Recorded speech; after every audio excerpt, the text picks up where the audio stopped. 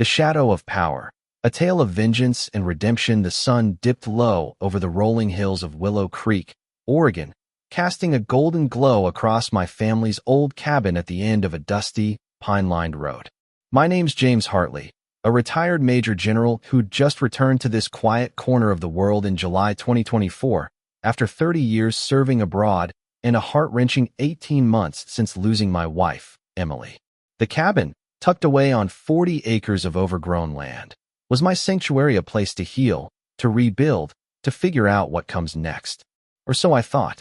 Barely 5 minutes after parking my sleek black Bentley in the driveway, I found myself staring down the barrel of a neighborhood showdown that would unravel secrets deeper and darker than I could have imagined.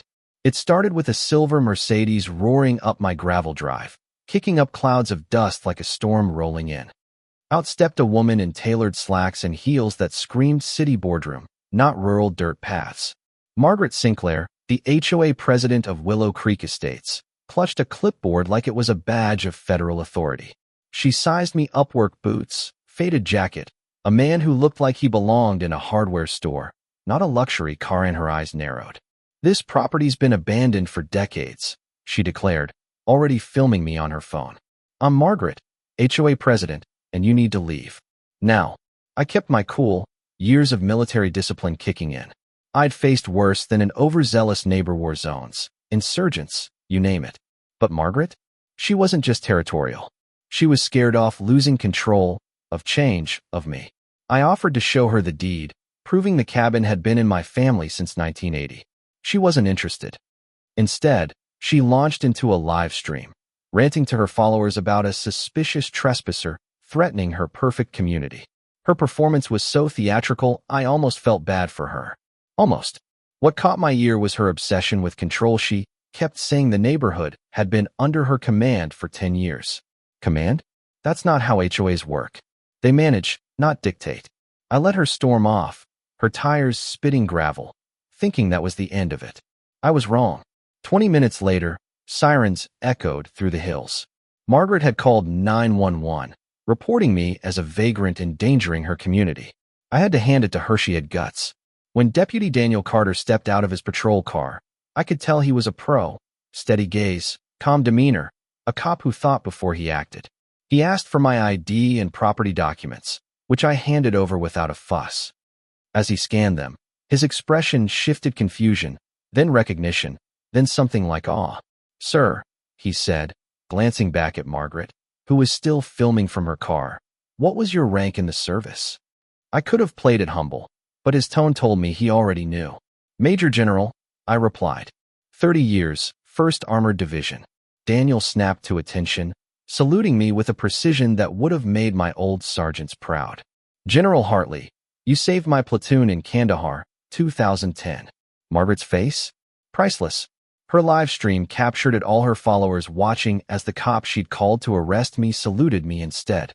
Comments flooded in, questioning who I was, why a deputy was honoring a guy in work clothes, and whether Margaret had just made a colossal mistake. Spoiler, she had. Daniel explained to her that I was the legal owner, no crime committed. But as he left, we shared a look, the kind that passes between soldiers who've seen real battles. Margaret, meanwhile, sat in her car, her worldview crumbling like dry leaves. I knew this wasn't over. People like her don't back down. When humiliated, they double down.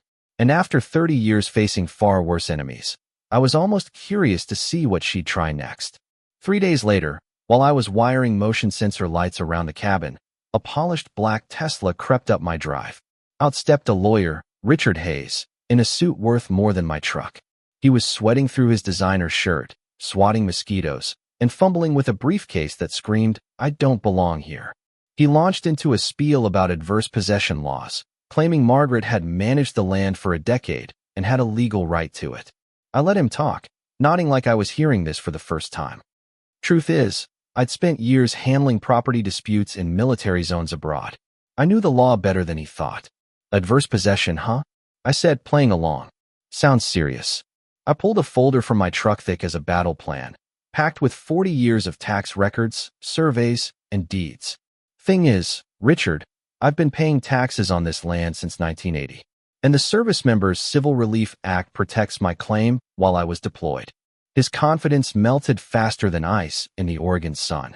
Mosquitoes feasted on him as he stammered, realizing Margaret's claims were shaky at best. I pointed out that if she'd been paying taxes on my land, she'd been scammed or was scamming someone else. His Tesla got stuck on a rock trying to leave, and watching him call a tow truck while I offered him water and bug spray was the most entertainment I'd had in months. That night, I called my son, Michael, in Portland. We hadn't spoken much in years. My career kept me away, and he'd grown up independent out of necessity. "Dad, what are you getting into?" he asked, worry creeping into his voice. I heard something new in him, care, real care.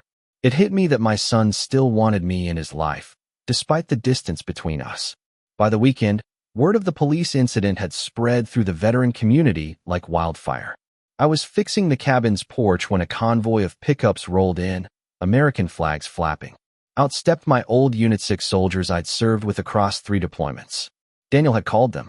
The leader, Staff Sergeant Ethan Wong, grinned. "General Hartley fixing his own porch? Never thought I'd see you get your hands dirty without ordering us to help." We laughed, swapped stories, and fired up an impromptu barbecue. But this wasn't just a reunion. They'd heard about Margaret's reputation for targeting military families, and veterans stick together.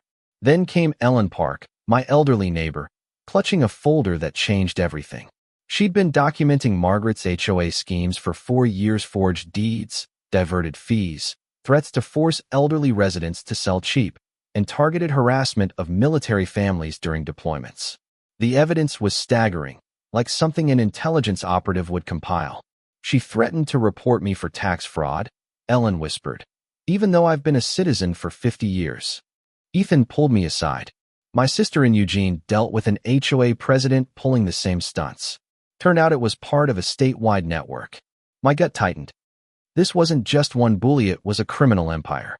At a neighborhood meeting Ellen organized, 12 families shared stories of Margaret's terror.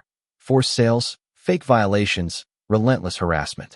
Daniel arrived with FBI files, revealing Margaret was a key player in a fraud ring spanning 5 counties, stealing $1.1 million from 97 families. Then I dropped my bombshell. I wasn't just a retiree. For 6 months, I'd been working with the FBI's white-collar crime unit, using my return to Willow Creek as a cover to expose Margaret's network. My property, tied to a 1965 dispute where her father was denied a land purchased by mine, was the perfect bait to draw her out. The climax came at 2 a.m. when Margaret, unhinged, showed up at my cabin with a baseball bat, screaming about me ruining her 10 years of work. My cameras caught every word, every swing. She claimed I was a military tyrant and vowed I'd disappear like the others. Ellen called the police, and by the time Daniel and FBI agent Sarah Thompson arrived, Margaret's lies about self-defense collapsed under the weight of my footage and witness accounts. The raid on her mansion uncovered files on 6 HOA communities, plans to target deployed soldiers' families, and ties to corrupt officials.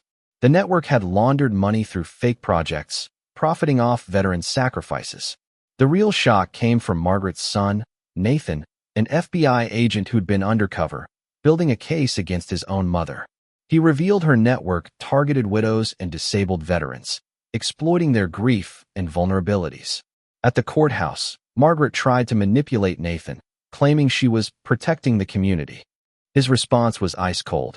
"You stole homes from widows, Mom. You preyed on families while their loved ones served." There's no excuse. She got 5 years in prison and $1.1 million in restitution. The network collapsed, 15 HOA presidents, 8 officials, and buyers arrested. 6 weeks later, Nathan handed me a sealed envelope marked "after the trial." Inside were adoption records from 1966, revealing Margaret was my half-sister, given up after our father refused paternity. Her vendetta wasn't just about land, it was a 50-year grudge against a brother she felt had stolen her life. The community healed. Ellen became HOA president. I donated land for a veteran garden, and Michael and I grew closer, working together on it. The state attorney general asked me to lead a task force on HOA fraud, and Michael offered to take on pro bono veteran cases. As we sat in the garden, families safe and kids playing freely, I knew this was justice, not just punishment, but rebuilding what was broken. But here's where it gets wild. Why did Nathan's envelope include a cryptic note about a higher authority still watching, who was in the black SUV tailing the FBI after the raid? And what's in the second envelope Nathan left, marked, "Open only if I disappear"? Comment below with your theories. What's the bigger secret here? Like and subscribe for more stories where karma hits hard.